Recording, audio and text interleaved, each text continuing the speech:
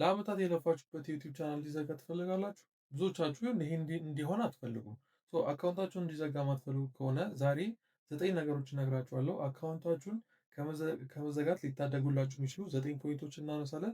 እነዚህን 9 ፖይንቶች ሁላችሁም ስፔሻሊ ዩቲዩብ አውቶሜሽን እየጀመራችሁ ያላችሁ ሰዎች፣ ለዩቲዩብ አዲስ ለሆናችሁ ሰዎች ግዴታ እነዚህን ነገሮች ማድረግ አለባቸው። ብዙ ጊዜ የአብዛኛው ዩቲዩበር አካውንት የሚዘጋው ዛሬ ከምነግራችሁ ከ9ኙ በአንዱ ምክንያት ነው። ስለዚህ ይህን ቪዲዮ አይታችሁ ባለመጨረሳችሁ ምክንያት ብቻ አካውንታችሁ ወደ መዘጋት ሊሄድ ይችላል ማለት ነው። ስለዚህ ቪዲዮ እስከመጨረሻው መመልከታችሁን እርግጠኛ መሆን አለባችሁ። ይሄ ቻናል በጣም ይጠቅማችኋል። በተለይ ደግሞ ለዩቲዩብ አውቶሜሽን፣ ቲክቶክ አውቶሜሽን ነገር የሚመቻችሁ ከሆነ ይህን ዩቲዩብ ቻናል አሁኑ ሰብስክራይብ ማድረጋችሁን ቼክ ማድረግ ይኖርባችኋል። ቪዲዮ ላይክ አድርጉ። በቪዲዮ ላይ ደግሞ ያላችሁን የትኛው ማየት ሀሳብ፣ አስተያየት፣ ጥያቄ ኮመንት ሴክሽን ስር አስቀምጡልኝ።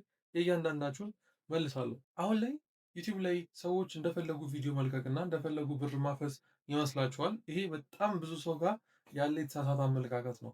ቪዲዮ ስለለቀቃችሁ ብቻ ብር ትሰራላችሁ ማለት አይደለም። እንደዚሁም ደግሞ የፈለጋችሁትን አይነት ኮንተንትም ስለሰራችሁ እንደፈለጋችሁ ሆናችሁ ዩቲዩብ ላይ ብር ማግኘት ትችላላችሁ ማለት አይደለም። ዩቲዩብ ላይ ሁሉም ሰው እንደፈለገ ቪዲዮ መልቀቅ አይችልም፣ እንደፈለገ ብር ማግኘት አይችልም። ስለዚህ ዩቲዩብ የራሱ የሆኑ ህግና ደንቦች አሉት። ይህ ዛሬ የምናነሳው ስለ ዩቲዩብ ህግ ነው፣ ወይም ደግሞ የዩቲዩብ ኮሚኒቲ ጋይድላይን ይባላል። ለምሳሌ በኢትዮጵያ ሀገራችን ስንመጣ ኢትዮጵያ ውስጥ ህገ መንግስት አለ።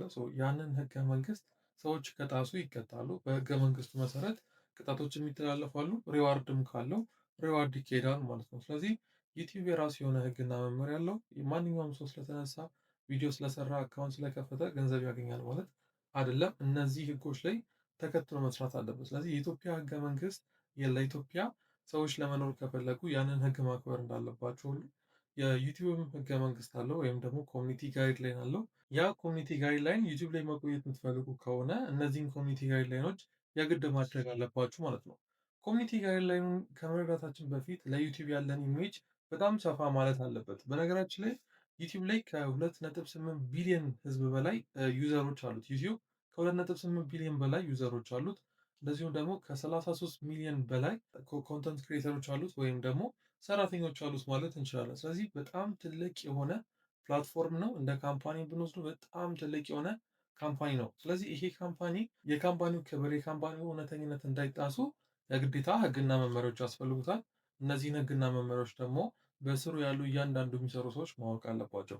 አንድ በአንድ ዘረዝርላችኋለሁ። ዋና ዋና የሚባሉ ዩቲዩብ ላይ ማወቅ ያሉብን ህግጋቶች ወይም የዩቲዩብ ኮሚኒቲ ጋይድላይን ዋና ዋናዎቹ ምንድን ናቸው? በዝርዝር አሁን ውስጥ ገብተን እንመልከት። የመጀመሪያው ዩቲዩብ ላይ ህግ መጣስ የሌለባችሁ ነገር ወይም ደግሞ የዩቲዩብ ኮሚኒቲ ጋይድላይን የዩቲዩብን ህግ መጣስ የሌለባችሁ ስፓሚንግ እና ስካሚንግ ነው። አክቹዋሊ እዚህ ላይ ብዙዎቻችሁ ጥንቃቄ ማድረግ ትችላላችሁ በቀላሉ። ስፓሚንግ እና ስካሚንግ ምን ማለት ነው? በምሳሌ ልንገራችሁ። ፌክ የሆነ ሊንኮችን በማስቀመጥ ፌክ የሆኑ የጊቫዌ ሊንኮችን በማስቀመጥ ለምሳሌ $1000 ደርሰዋል በዚህ ሊንክ ውሰድ ምናምን ብላችሁ ቪዲዮ የምትሰሩ ከሆነ ዲስክሪፕሽን ስራችሁ ላይ የምታስቀምጡ ከሆነ ይሄ ስካሚንግ ነው። ስፓሚንግም ደግሞ ለምሳሌ የተለያዩ ቦቶች ተጠቅማችሁ ሰብስክራይበራችሁ የምታሳድጉ ከሆነ ከረንትሊ ዩቲዩብ ላይ እንደ ዘይት ለዩቲዩብ ሰብስክራይበር የሚጨምሩ ቦቶች ከዚህ በፊት ነበሩ። የተለያዩ ቦቶች አሉ።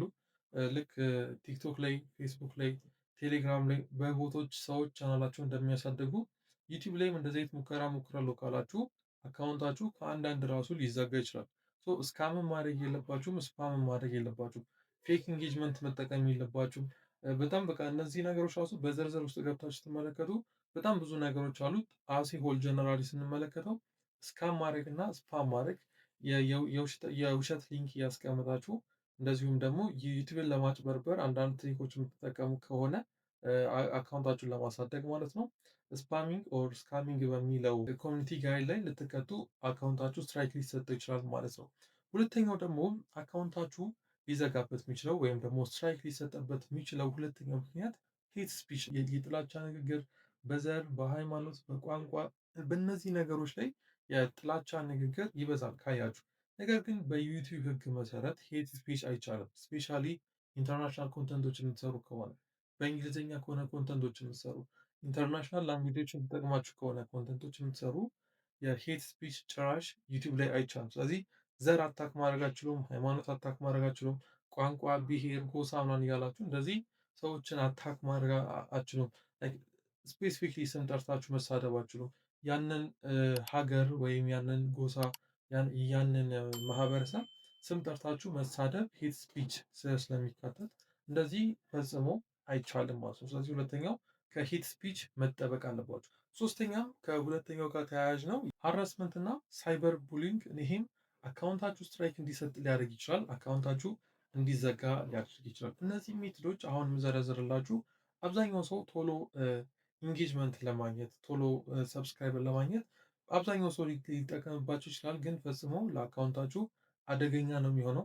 ምናልባትም እንደው የሞኔታይዜሽን ፕሮግራም ላይ ራሱ ብትደርሱ አካውንታችሁ በእንደዚህ ኮንተንቶች ገንዘብ አይሰሩላችሁም። ሶ ሃራስመንት ኤንድ ሳይበር ቡሊንግ ማለት ሰዎችን ፐርሰናሊ አታክ ማድረግ፣ ሰዎች ራሳቸው ላይ ክፉ ነገር እንዲያደርጉ ወይም ደግሞ ሰዎችን አስተባብራችሁ አንድን ሰው ቡሊ ማድረግ። ለምሳሌ አካውንቱ እንዲዘጋ ሪፖርት እናድርግ፣ ማስ ሪፖርት እንዲደረግበት ማድረግ። እነዚህ አይነት ነገሮችን በሶሻል ሚዲያ ላይ ስፔሻሊ በዩቲዩብ ላይ ማስተላለፍ ፈጽሞ የተከለከለ ነው። አይቻልም። ህግ አለው። የሃራስመንት እና የሳይበር ቡሊንግ በሚል ህግ ስላለው እነዚህ አይነት ነገሮችን ማድረግ አይቻልም። ሰዎች ራሳቸውን እንዲያጠፉ መገፋፋት፣ እንዴት ያንን ነገር ማድረግ እንዳለባቸው፣ ራሳቸው ላይ ጉዳት ማከናወን እንደሚችሉ እነዚህን ነገሮች መንገር፣ ማሳየት፣ ወደዛ ነገር መገፋፋት ፈጽሞ ዩቲዩብ ላይ የተከለከለ ነው። ስለዚህ ይሄ ከዚህ ነገር መቆጠብ ይኖርባቸዋል።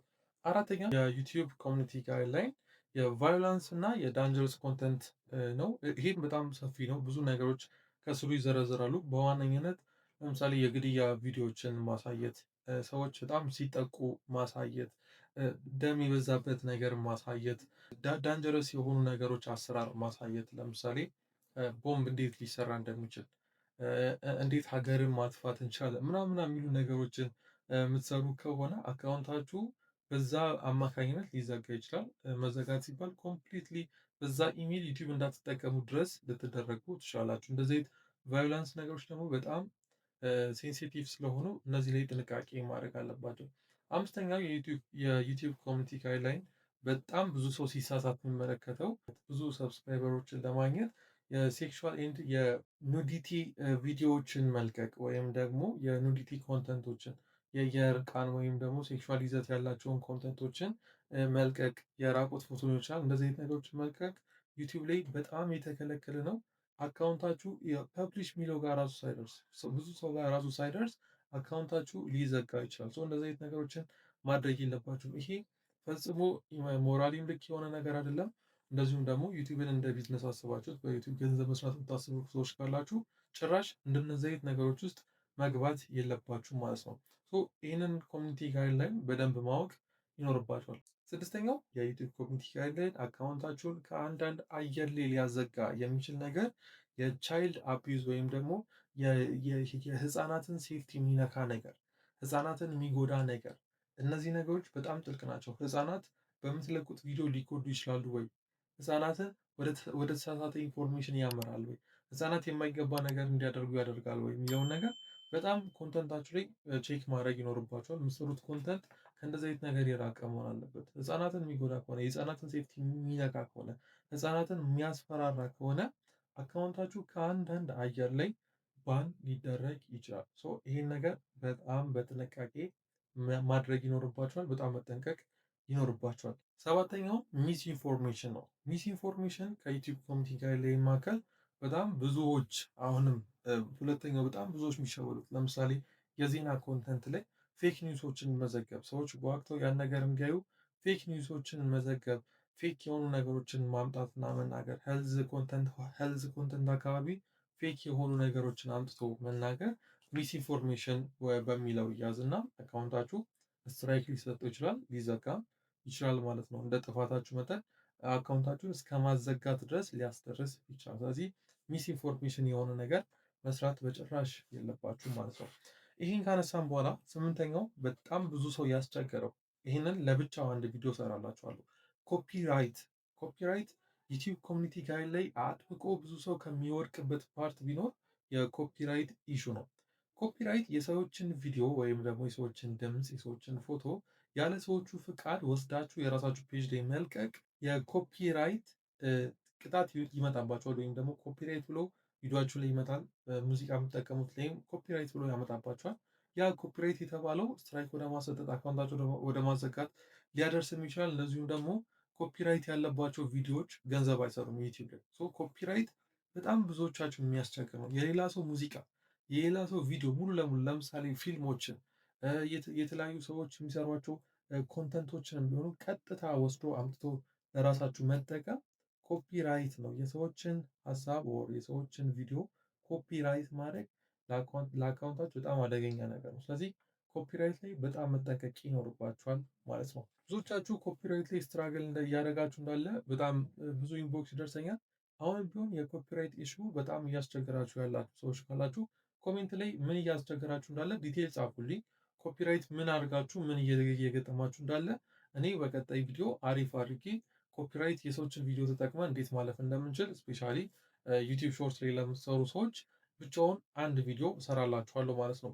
ይህን ካነሳም በኋላ የዘጠነኛው ላይ የምናነሳው ከዚህ ጋር ተቀራራቢ የሆነ ነገር ነው።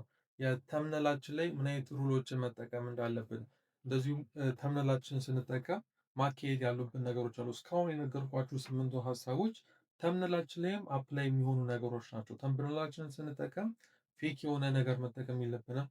በጣም የሚስ ኢንፎርሜሽን የሆነ ተምነላችን ሌላ ቪዲዮችን ሌላ መሆን የለበትም።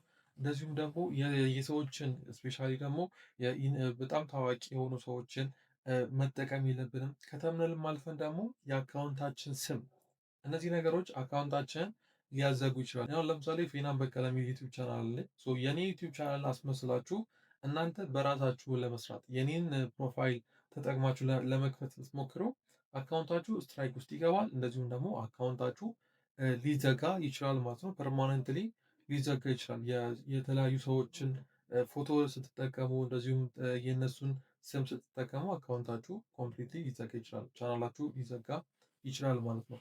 አሁን የነገርኳችሁ እነዚህን 9 ነገሮች ስታደርጉ አካውንታችሁ የመዘጋት እድል አለው። በተደጋጋሚ መሀል መሀል ላይ ሳወራ እንደሰማችሁኝ ኮፒራይት ስትራይክ እያልኳችሁ ነበር። ስትራይክ ቪዲዮችሁ ላይ ይመጣል፣ ስትራይክ ቪዲዮችሁ ላይ ይመጣል እያልኳችሁ ነበር። ስትራይክ ምንድን ነው? እነዚህ አሁን ከዘረዘርኩላችሁ 8 ወር 9 ሀሳቦች ሌላም በጣም በርካታ አሉ። የዩቲዩብን ህግ ስትጥሱ አንድ ስትራይክ ያስቀምጥባቸዋል። እንደ ላይክ ቅጣት እንደ ቢጫ ካርድ ነገር ያስቀምጥባቸዋል። ያቺ ስትራይክ ለ90 ቀናት አካውንታችሁ ላይ ይቀመጣል። ለምሳሌ የሰዎችን ፎቶ የሰዎችን ስም ምናምን ተጠቅማችሁ አካውንት ከፍታችሁ የተንቀሳቀሳችሁ አካውንታችሁ ስትራይክ ሊሰጡ ይችላል። ወይም ቀጥታ የሰዎችን ቪዲዮ ኮፒራይት አድርጋችሁ ካመጣችሁ የሰዎችን ቪዲዮ ዳውንሎድ አድርጋችሁ ፖስት የምታደርጉ ከሆነ አካውንታችሁ ስትራይክ ይሰጠዋል። አንድ ማስጠንቀቂያ ይሰጠዋል። አንድ ስትራይክ ስታገኙ ለአንድ ሳምንት ቪዲዮ መልቀቅ አትችሉም። ለአንድ ሳምንት ትቀጣላችሁ። የአንድ ሳምንት ከተቀጣችሁ በኋላ እስከ ቀጣይ 90 ቀናት ስትራይኩ ከመጣባችሁ ለቀጣይ 90 ቀናት ያ ስትራይክ አካውንታችሁ ላይ ይቀመጣል። ይሄ 90 ቀን ሳያልቅ ሁለተኛ ስትራይክ አካውንታችሁ ላይ ቢመጣ ያ ማለት ሁለተኛ ጥፋት አካውንታችሁ ላይ ቢመጣ ለሁለት ሳምንት አካውንታችሁ ላይ ቪዲዮ እንዳትለቁ፣ ተምነል እንዳትቀይሩ፣ ኢዲት እንዳታደርጉ አካውንታችሁ ትታገዳላችሁ ማለት ነው። ለሁለት ሳምንት ትታገዳላችሁ። ይሄን እያደረጋችሁ እንደዚሁም ደግሞ 90 ቀኑ ሳይሞላ የመጀመሪያውን ስትራይክ ካገኛችሁበት 90 ቀን ሳይሞላ ሶስተኛ ስትራይክ አካውንታችሁ ላይ ቢመጣ አካውንታችሁ ኮምፕሊትሊ ይዘጋል ማለት ነው። አካውንታችሁ ኮምፕሊትሊ ይዘጋል። ስለዚህ እነዚህ 3 ስቴጆች አሉ። አንዳንድ ፋውሎች ደግሞ መስራት ቅድም እንዳልኳችሁ ህጻናትን አቢዩዝ የሚያደርግ ነገር እንደዚህ ሴክሹዋል ነገር የምትሰሩ ከሆነ ፕላስ ደግሞ አሁን መሻል ያልኳችሁ የሰዎችን ወደ ራሳችሁ እያመጣችሁ የምትሰሩ ከሆነ የሰዎችን አስመስላችሁ የምትሰሩ ከሆነ እነዚህን 3 ስቴጆች ላይ አልፉ ይችላሉ። አካውንታችሁ ፐርማነንትሊ አየር ላይ ሊደረግ ይችላል ማለት ነው። እነዚህ ነገሮች ግን በአንዳንድ ቅድመ ሁኔታ ግን እነዚህ ነገሮች መጠቀም ሊቻል ይችላል። ለምሳሌ ደም ማሳየት፣ የሞተ ሰው ምናምን እንደዚህ ነገሮችን ማሳየት አንዳንድ ቅድመ ሁኔታ ላይ ሊፈቀድ ይችላል። ኤዱኬሽናል ፐርፐስ ሲሆንና እንደዚሁም ደግሞ ዶክመንተሪ ከሆነ አንዳንድ ነገሮች አሁን ከነገርኳችሁ የመፈቀድ ቻንስ ይኖራቸዋል። ኤዱኬሽናል ፐርፐስ ከሆነና እንደዚሁም ዶክመንተሪ ከሆነ አሁን የነገርኳችሁ ነገሮች ይፈቀዳሉ ማለት ነው። እነዚህን ሲምፕል የሆኑ መርሆችን በመጠቀም አካውንታችሁ ስትራይክ እንዳይገጥመው እንደዚሁም ዲሞኒታይዝም እንዳትሆኑ አካውንታችሁ ፐርማነንትሊ ባን እንዳትደረጉ እነዚህን የዩቲዩብ ህጎችን መከተል ይኖርባችኋል ማለት ነው። ይሄ ቪዲዮ ብዙዎቻችሁ እንደሚጠቅም አልጠራጠርም። ዩቲዩብ አውቶሜሽን እየጀመሩ ላሉ ዩቲዩብ እየጀመራችሁ ላላችሁ ሰዎች ይህን ቪዲዮ ሼር ለጓደኞቻችሁ ሼር እንድታደርጉ ጠይቃችኋለሁ። ጥያቄ የሆነባችሁ ነገር ኮሜንት ላይ አስቀምጡልኝ። በቀጣይ ቪዲዮ እስክንገናኝ ቻው ቆዩ።